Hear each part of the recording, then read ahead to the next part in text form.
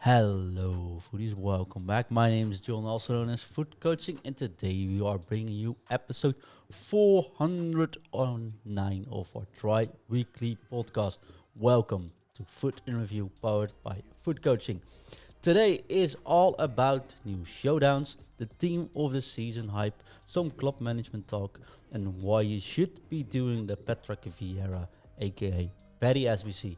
Today is a Wednesday, but we are recording this before Team of the Week releases, so that means we don't have anything on it. Let's hope the moment you're listening to this, Ronaldo has got a new inform.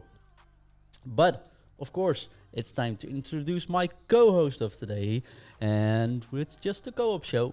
But he is not just a person; it is the scout. It's none other than the mid. It's Nathan. Hi, Nate. Hey John, thank you for having me back again. It's quite nice to be in the co-host rather than the host and sort of chill out a little bit more this time. So thank you for that. Yeah, I could say you get used to doing it. Well, actually, you do get used to it, but it requires around 350 episodes before you actually do it without nerves. I don't think the listeners can put up with me for 350 solo episodes. So You did great, though, and I really appreciate you taking over when my voice and everything around that sort of died. So that's really appreciated. anytime, man, anytime. It's good to be on. It's good. I'm enjoying it. There's had a break from FIFA, back into it a bit more now. So yeah, quite excited to discuss what's coming up. Brilliant. So talk about what's coming up. How is the team of the season hype for you? Slow. I was saving all my coins and my fodder for it, and then a certain player dropped last night, who we'll go on to discuss. So I'm now a million coins down, all my fodder down, but I've got a decent team, so it's slowly growing. How about you? It's very slow for me. Usually, team of the season is like my favorite hype time. But because of I was ill, and you can still hear it a little bit, I think, with my voice. And hopefully I get through the next 45 minutes without actually coughing too much. But therefore, I'm just been playing catch up, uh, quickly grinding away those 8 wins in rivals, quickly qualifying. Although I don't have any time to play Weekend League with the coming travel schedule. But that means I have very little time to actually be hyped because there's so much left to do with everything going on.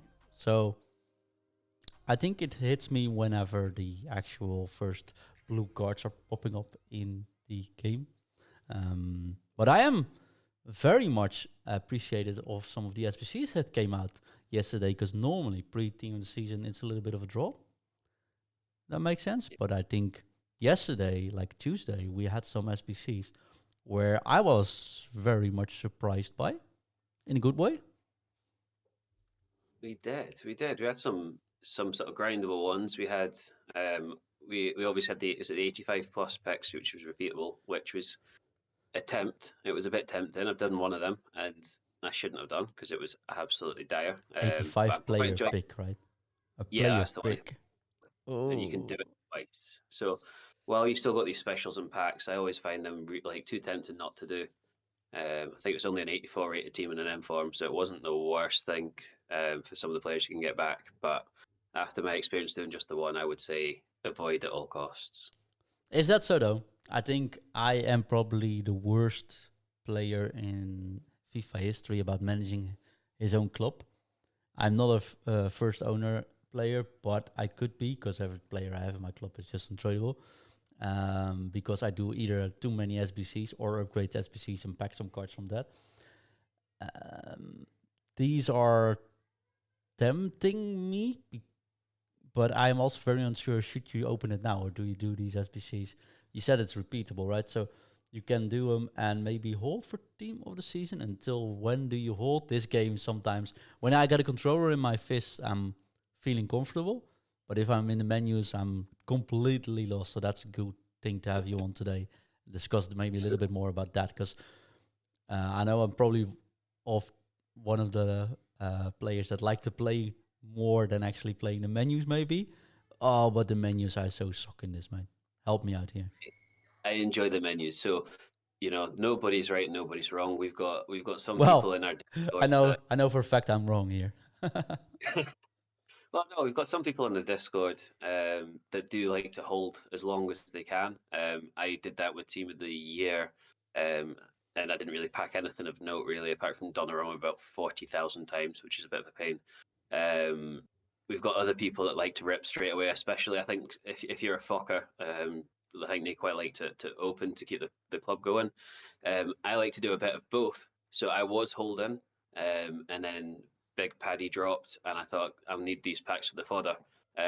So I kind of go by promo. If there's a promo with nobody that excites me, I definitely say hold the packs, do these SBCs, but hold.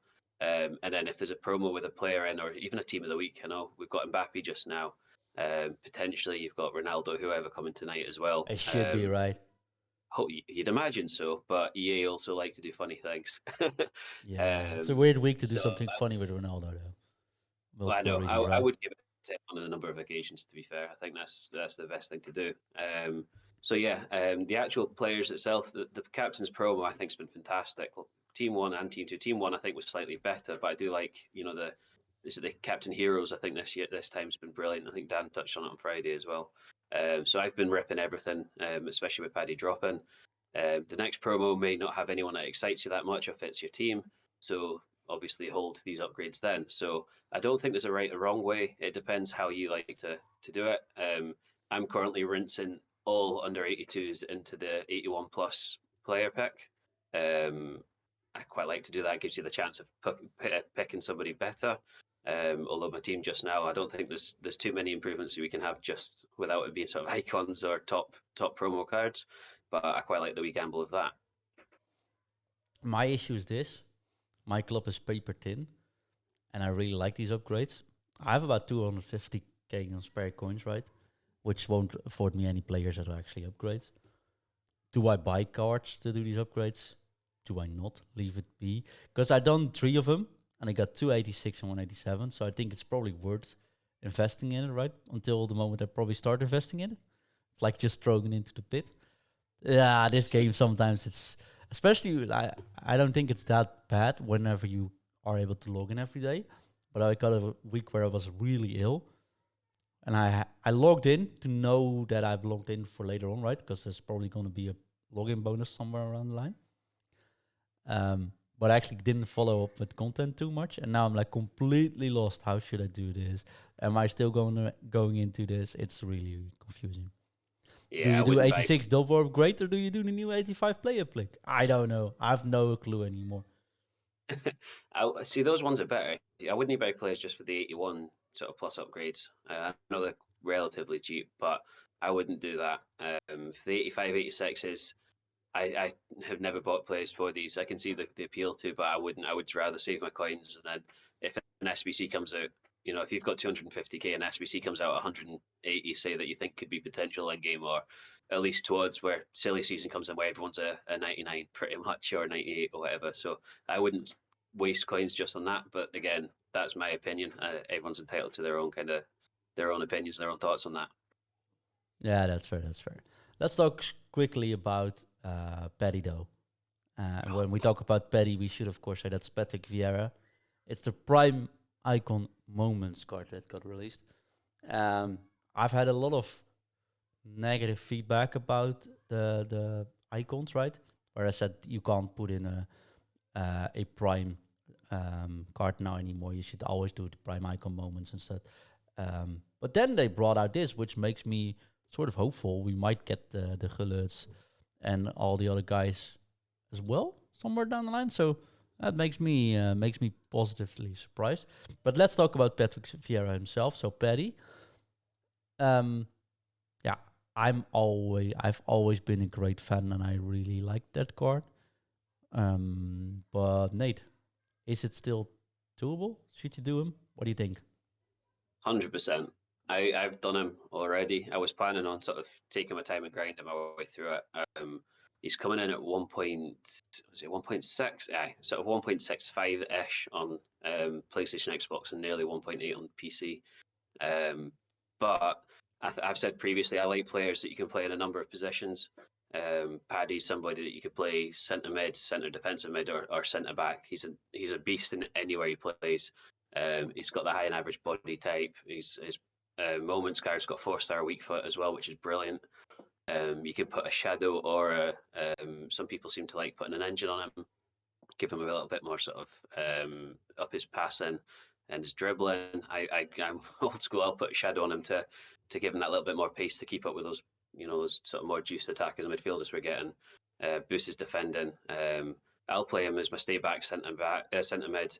And then if I have to go to 3 or 5 at the back, he'll be a centre back for me. And he's an end game player, so it cost me £1 but £1 for somebody that's going to last me through till September, I think. So, a decent return. So highly recommend doing him if you can. If you've got any means of doing him, then do it. Yeah, so the SBC price is around the same price as the market price, which seems to be a trend lately. I think it's fine, but you are going untradeable, of course. Like you said, you spend £1 on him. I don't have 1 million coins, so I have to make do in some other way. If I wasn't so sloppy with my team management, that could probably be an option somewhere around, sometime. But he's good for a couple of days, though.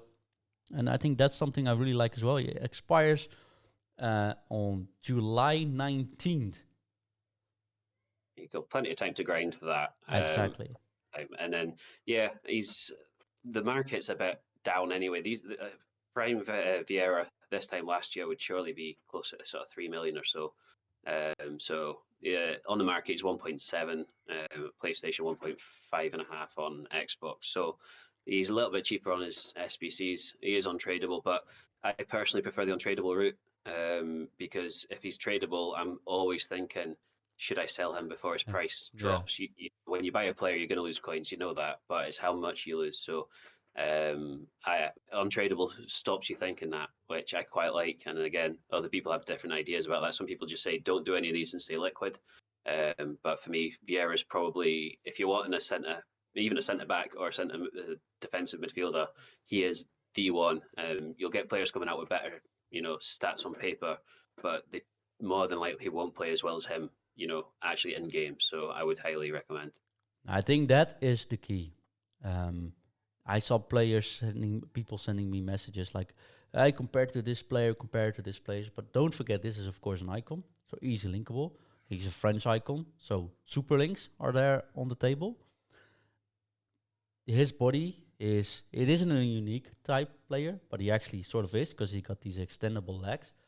You really should play this card to actually know, or you should experience Paddy Vieira is what I always say, to actually know how good this card is, how viable this card is, and also how strong he still is. I think if you put him in your team, there's no reason to replace him anywhere, anytime. Yeah, absolutely. I was going to grind it. Adam in our Discord, he was chatting about doing him, did him, and it kind of gave me the jealous. I got a bit jealous, so I did him. But I also came up against Moments Hullet as well.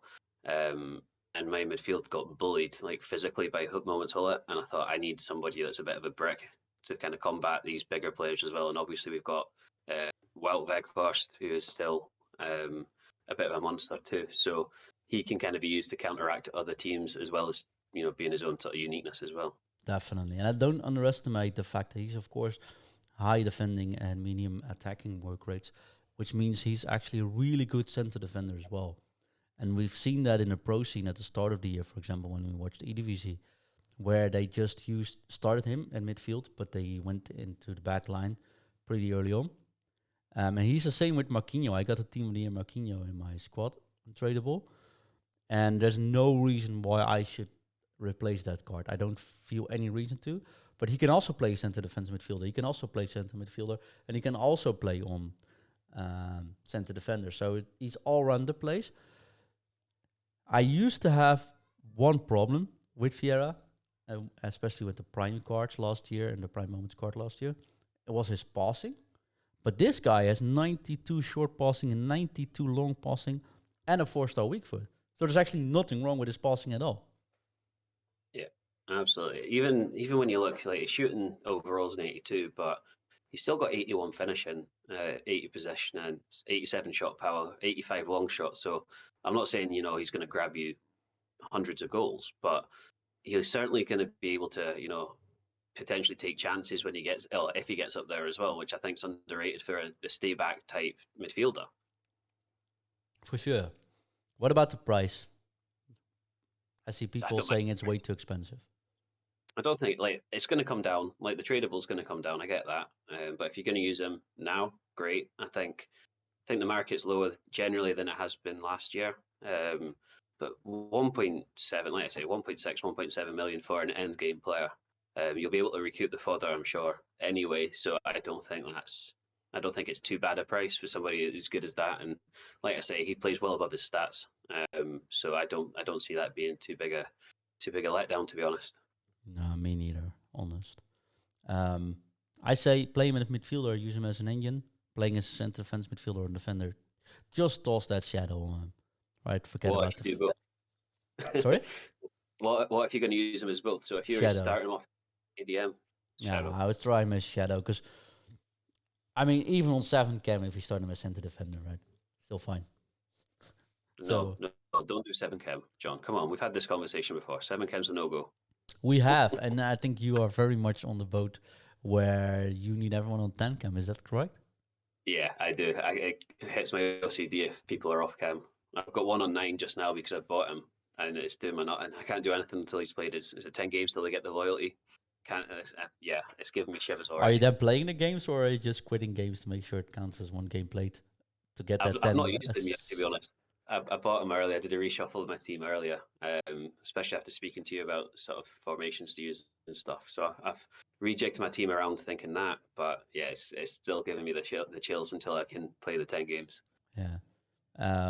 For people who aren't listening, let us know if you are on the I need everyone on 10 chem boat, or as long as it's 100 chem in total, you really couldn't care less, like I, for example, do. Which means I've got a hybrid squad with 5 leagues of players in them, many on 7 or 8 chem, but enough to keep everyone on 100, so it's fine for me. And I don't notice a difference. You don't notice a difference if Vieira has 91 acceleration or 89. I don't believe you would, but in my head, if he makes a mistake, I automatically think it's because he's not on 10 chem rather than being going, oh, I've made a mistake. It's his fault, and it's because he's not on 10. I think that's fair. Oh, I'm sorry. Everyone on the chat says 10 chem does my OCD in. Everyone needs everyone on 10 chem. Honestly, I just wanted to say it's just all about the boost, right? Quickly explanation, maybe that helps. And maybe you already know this, of course. Let's say you put a shadow on Vieira and your team chemistry is 100 chem, and the player chemistry is on 10 chem. He goes to 91 balance, so his balance goes plus 81, and of course that's with an engine. So he goes from 81 to 91 when you have both on 10, of course. But let's say the player chemistry is on 7, the balance would actually be going to 87 instead of 91. So the boost is still there, but the boost is a little bit put down. But honestly, cards like this, that's why I use Ronaldo on 8 chem. Honestly, on all these stats, you won't notice the difference between 99 and 97 or something like that. So that's why it really doesn't matter as long as you have his squad chemistry on 100 in total. So make it a little bit easier on yourself if you are listening to this, but just enjoying the players even if they are not on 10 chem. And Nathan, if you make a mistake, you make the mistake, and a player does not do that themselves. I don't do mistakes. It's all EA. It's all scripted. It's nothing to do with me. Don't be daft, John. That is also one way of looking at life. Yeah. I'm kidding. I know it's very much me. I do stupid things. I'm very well aware, but I like to have things to blame rather than myself. That's all right though. For now, I'm not going to go into that discussion today, since looking at the chat, I think I'm already disturbing a lot of people not putting all my players on 10 chem. And let's not go against everyone in one show. We got some showdowns though, Nate? We did. We got Gabriel Paulista, the Brazilian centre-back from Valencia, who's coming in at 140-ish on consoles and 150 on PC. 89 rated centre-back. John, what do you think? Have you had time to look at him? What do you think? I do. Not horrible. Not a go out and must do? No, I don't think so. Generally speaking, very good card. He needs a shadow, period, right?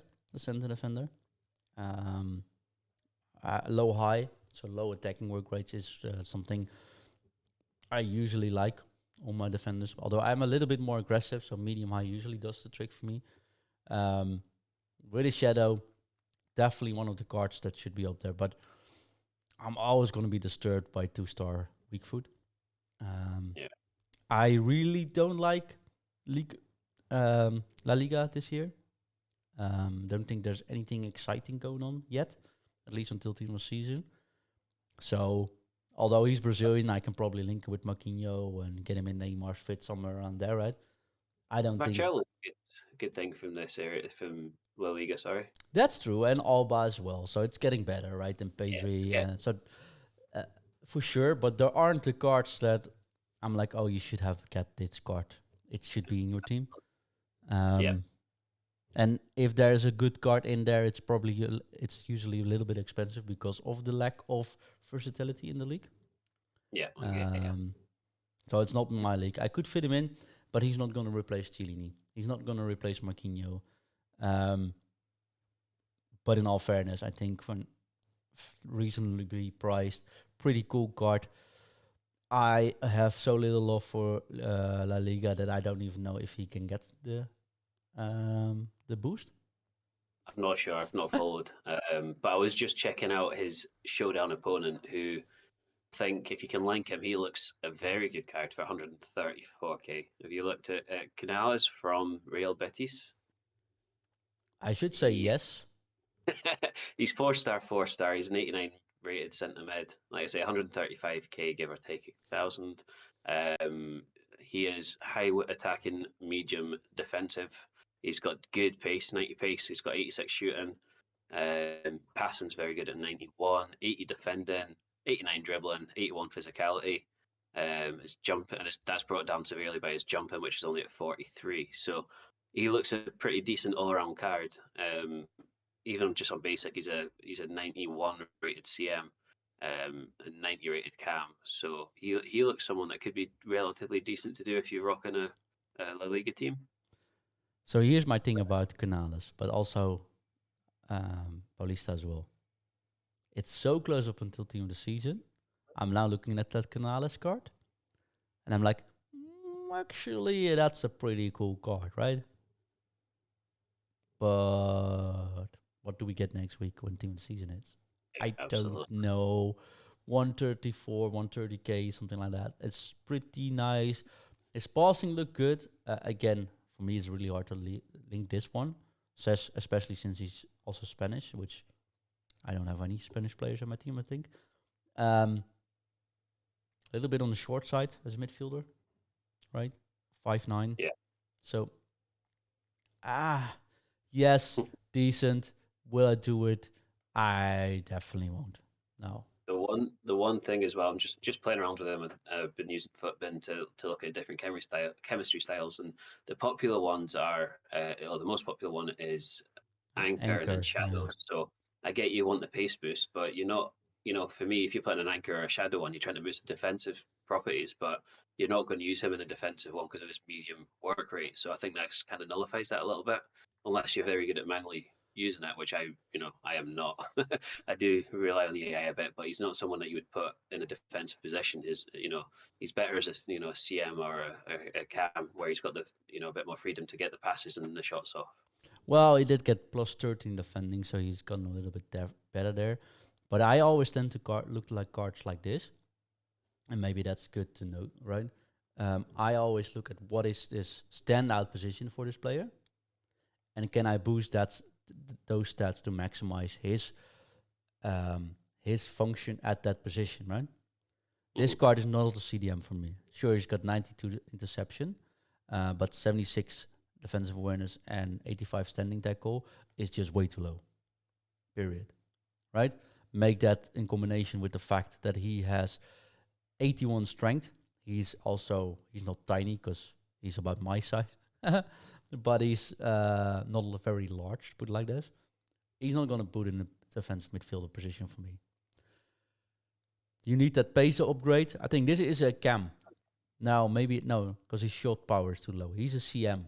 But how many CMs do you actually have in this game which tend to work as intended at a CM position? Not really, right? You either play CDMs or you play someone that can go forward as well.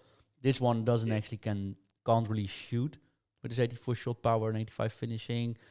His speed is decent. If anything, I'd throw an engine on him and run him as a CM. But I think there are far better CMs available. The more I think Absolutely. about this card, the more I'm like, you know what? I hope he loses the showdown, and not only because of that, but also the other dynamic image. While just having a look, he's also singing, Paulist, which I've never seen. I think a player do on the dynamic image. So he is wearing a vest and he's singing, which makes him a +1 for me. Word tier immediately. Yeah. You deleted just for that. So image. Gabriel Paulista is singing here, right? On the, I'm just saying he's singing in the microphone. I don't know where they took this picture, but yeah, he's definitely a better player for me. In all seriousness, look at Paulista, and if you look at Paulista, and you give him a shadow, he can play center defender, midfielder. He can play center midfielder. He can play center defender, although his 2-star weak foot might be a problem on midfield, right? But he's a way better player. I think Paulista is the better choice in this showdown. Although I have no way of knowing who's going to win this, of course. No, and I'm not going to do either of them. Me neither, although I've never had a singing player in my squad. Just go and do it for that. You've got enough to cover it. You said you got 200k, so you can go and do it. Oh, and I got plenty of fodder, but I'll probably save that better, or saving that for Vieira is my guess by now. Yeah, I think that's even better. And Nate, some little bit of housekeeping though. I want to congratulate Tommy for winning the Xbox side of the Community Cup. He played the final against Nick. So Nick is a runner-up with a second place. So those two get some nice prize money awarded to them. The first Community Cup on Xbox is decided. The PlayStation finals are coming up this week as well. If I'm not mistaken, and I probably will, so I will check before actually naming it, but I think the final is going to be our dear friend Adam and Daniel. Talking about Daniel, I want to thank Daniel, Reese, and Amar for supporting us as Skybox owners. They are in the highest tier of our Foot in Review Patreon. So check out Foot in Review, patreon.com/Foot in Review to get some awesome benefits, including discounts on coaching, free masterclasses, discounts on masterclasses, and of course, you can participate in the Foot in Review Community Cup, which we can proudly announce will be running through the month of May as well. So keep coming in there. Let us know that you want to participate, and we get everything going to set up. So the number one Tommy, he's won a whopping €75 for winning the Community Cup. Well done, Tommy. What pretty cool cup was it? Also, there's one non-finalist player that wins a little bit of money by scoring the most goals. So non-finalist, most top scorer. But it just happened to be the case on Xbox side. That's me. So I'm going to give that one to the runner-up as well. So the number 2 top scorer is going to win that prize money. I'm going to take my own prize money. That would feel really weird. But I just wanted to get some credits for scoring some goals. Well done. No, it seems to have gone down really well, and it's had the chat flowing as well on the Discord site as well. It's been really good to see, and people have been posting their matches after. So it's been fascinating to see the different styles, and having a cap on players as well has been really cool. Some different teams as well. You're not all coming up against the same guys, so it's really cool. Yeah, I think most players really liked it, and well, we're gonna do some more. Something we'll probably be doing. But I've been announcing that shortly, is one night cup, where we pick one night. You have to check in on every single match, get some quicker tournament follow-ups. We'll be live streaming it, doing some commentary on it. I think you and I are going to do that both, Nate. So that's going to be cool, I think. Yeah, really looking forward to that. So keep your eyes peeled on that and check out the Patreon if you want to support us and join these cups, of course, and maybe get your money back actually from it as well, which I didn't realize, but that's actually a cool feature as well. That sounds good. Sounds good. And we'll be on our best behavior when we're doing the commentary, so don't worry. Or won't we? There's only one way well, to find out, right? we can say that now anyway. So Definitely. Nate, we got the podcast also on YouTube now. So I don't know. The thing with YouTube is you need a certain amount of subscribers, which is free, of course, to actually name your channel. So we don't have a name channel yet, and we don't want to abuse the food coaching channel for everything. So go check out the links if you listen to the show. Just give us a hit that bell button or that subscribe button at least to give us the amount of likes to name the channel and let us know what you think of our visual show. Because although we don't stream it anymore, you can still watch us back on YouTube right after we're done with the full audio edit as well. Nate, team of the season almost here. What is your plan until it hits? So, like I say, I've just redone my team, and I think my team's probably good enough to see me through to team of the season or beyond. So, my plan now is to probably hold my packs, unless there's an insane player that comes that I want. But I'm going to try and hold my packs. I'm running a La Liga. No, not only running a League and Premier League sort of hybrid team. Here I am, just just like knocking on La Liga, and then Nate says I'm working La Liga team. Sorry. No. Liga, it's fine. And basically, that was mainly because of Mbappe. So I just brought in Ginola to play to link with him and that Nuno Mendes card, who's supposedly fantastic. So I plan on basically holding everything, see what team of the season brings. If there's fantastic players in team of the season, then I'll crack the packs. If not, I'll probably hold for silly season because I really enjoyed I say silly season, but when we had the puke green cards, as we called them last time, come out, everyone gets stupid upgrades and it's just really good fun. So I'm just kind of gonna play it sort of team by team and see who comes that's a must do or must get. Or I've got a few coins sort of sitting there as well, so we'll see who comes. Yeah, I think that's the smartest thing to go at it though. I'm always like, I need to save for team of the season. I don't know, Serie A, right? But we said this Monday that's about 6 weeks away. I'm definitely not going to be able to save that because I just want to draft, and even then I have to open those back immediately. I just can't have. If you talk about OCD, I think I can't have any numbers at my store items. I just need to open it. So that's going to be an issue. So probably not saving, but we'll see what happens. I'm a player that's not too fussed about who I'm using. Does that make sense? Yeah. I play a system and I find the right players to play that system. And sometimes like, I could definitely use a new player there. But most of the time, I'm fine with the players I have. And I've got fine players, right, as well. So it's not that bad. But it's like, I really don't care if I use an 88 Darmian at right back or our 90 rated Carlos Alberto at right back. They both just have to be a good right back. And noticing the difference, sure, the one is a little bit smaller, but it's not that big of an issue. I think the big issues come when, for example, you now put in Prime Moments Vieira and try to replace that. Then you're going to notice the real difference, right? But until that moment, I think some of it comes as well. Like when I was redoing my team, I looked at certain positions thinking, who's going to get in team of the season that could possibly be better. So I brought in, I wasn't sure between the new captain, Joe Cole, or Jadon Sancho's birthday. Stat-wise, Cole's better, but Sancho is a United player and he's double 5-star. So I thought I'll bring him in. More than likely, it's going to be Mo Salah. I think that wins that in the tots, who obviously is going to be a very, very good card. But he'll probably only have a 3-star weak foot, which will really irritate me. So I wouldn't be too disappointed to not get him. So I'm thinking that's a good sacrifice to make. So I'm starting to look along those lines. And like you say, Vieira's not going to go anywhere.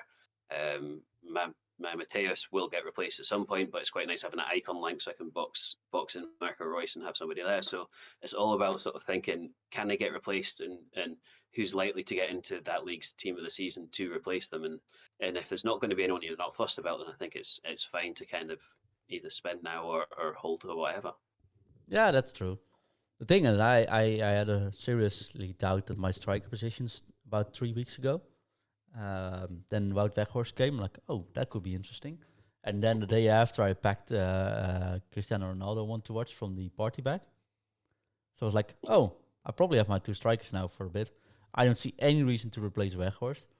and I was like, oh, Ronaldo 92, but probably is gonna get an upgrade as well now. Like, I need to pick Team of the Year Ronaldo, Team of the Season Ronaldo to actually be able to replace him. I think. We're getting flashbacks to FIFA 21 with Team of the Year Ronaldo. Yeah, I have to pick one special Ronaldo 1 year, right? Every year. But yeah, we'll see. I think midfield might be in a thing, but then again, I got Marquinhos and Chiellini now. How good do these new cards need to be able to replace those? Yeah, that's there's not going to be many, is there? No, the only thing I really need replacing is my goalkeepers. But for some reason, I replaced Casillas, the prime. The prime 92. I replaced him for Donnarumma. That card's just plain broken for me. I don't know what that was, but I don't think he can use his hands. And I always happen to have that with goalkeepers.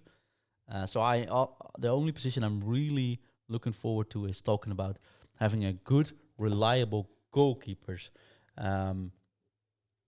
But Shaq Attack says in chat, the options this year are crazy, great for the player base, which is why we don't need to change card. There are top tier cards that just stay low. Definitely true. But talking about goalkeepers though, because of course I was looking for a bridge to do this, we got a player review sent in by none other than Fun Review Teddy Bear. It's Chris. It's about the World Cup winning Kapitein Laurie. Or as the Brits like to call him, I've noticed, Loris. Big Hugo. Big Hugo. Let's call him Big Hugo. I'm also going to Paris this weekend, so I've been practicing. Wow, just wow, he says. Plays like the striker has cheated on his sister. Sorry to Hugo's sister. He's an endgame keeper. The strange thing about him is his speed over the ground. One-on-ones, I am shocked when he doesn't rush out and smother the ball or make the save. This game, keepers have been a hit or miss, and mostly a miss. For me as well, Chris. But this Hugo is the boss. Hugo, boss. Haha, I think we got it, Chris. We'll take an amazing keeper to dislodge him. He's a great shot stopper and awesome for crosses. I have him tradable, but the for sale won't be going up anytime soon.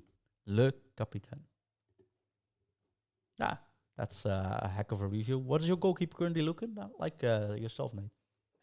I've got Lloris as well. I've got him untradeable, luckily. I wasn't too sure about using him because I had De Gea in goals. Being a United fan, I thought. Can you actually use him, Loria? If you're a United fan? Yeah, De Gea was fantastic. I had no reason to switch him out until Weghorst came and he got bullied a little bit. So I put in Lloris thinking I'll try him because he's a little bit. Well, he feels a little bigger. I don't think he's actually too tall. I think he's about 6'2", I think it says. But he has been fantastic, and I agree with Chris that he's well worth it. And it'll take someone special to take him out, which I think, when you look at players in Premier League, especially if you want those links, for Tots, there's not a standout goalkeeper. People will think Alisson and Ederson, but they've not really had lots to do. I think the standout keeper is probably going to be Ramsdale, and I don't really fancy him in my team, so I'll probably be keeping Lloris. Yeah, I think it's goalkeeper stats mean nothing this game for goalkeepers. You just have to experience it, I guess, right? That's it. And everyone seems to have different experiences, so I can use Lloris, and obviously me and Chris like him, but somebody else could use him and think he's dreadful. I wonder, though, if that's true. Is there anyone listening to this show? And there's a couple of thousands of possible people that could say yes now, right? Is there anyone that's listening to this show and now saying Casillas actually is a good goalkeeper? Or says, my team of the year, Donnarumma, actually keeps stable? I don't know what it is. Sometimes I think he just breaks. I think Van der Sar, and that's also what Shaq says in chat, is probably the only goalkeeper where everyone is unanimous about. Talking Foot says Czech is stable. Well, stable as in inconsistent. Yeah, it's very stable. I don't know. Somebody told me I had to do the Czech SBC. That he was very good the first 10 matches. Yeah. You know, when you review a player in the first 10 matches, you're like, okay, if you play 10 matches, I can have a proper opinion about this one. I gave him 250 matches and still hated him. So, and the thing with goalkeepers is, and you know that as none other Nathan from real life experiences, that he can have 2 good matches, but if the third matches he just misses everything, it's you're still going to be bumped out by him. and that feeling is not easily getting back. And I feel with Donnarumma, he has. I also saved those screenshots. I saved the clips, right? And with Casillas, I put it on our Instagram as well. A highlight reel where he just misses balls, goes straight through the middle, just misses the ball, just falls over backwards, or he jumps out and where's the ball? Oh, he's gone. The inconsistency is what's actually killing me at these things. And if these guys are inconsistent, you just lose. I think that's the issue.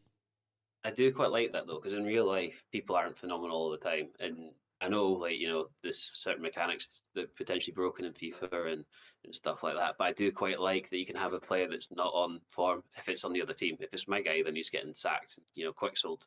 But if you're, I think it makes it a little bit more realistic. Sorry, if players make mistakes. But obviously you don't want that happening to you. But I think it's quite funny. I do sometimes feel for people that encounter that. And it comes back round, but I just pretend that it's a bit more realistic. I played Tommy in the semifinals, right, of the Community Cup, and Tommy would have beat me anyway, so that's not the issue here. And congrats, Tommy, for winning the full tournament.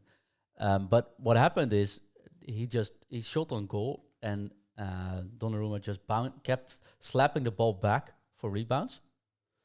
Then he just gave a crawl, like a lob from 20 meters out or something, straight to the middle, and he just misses the dive.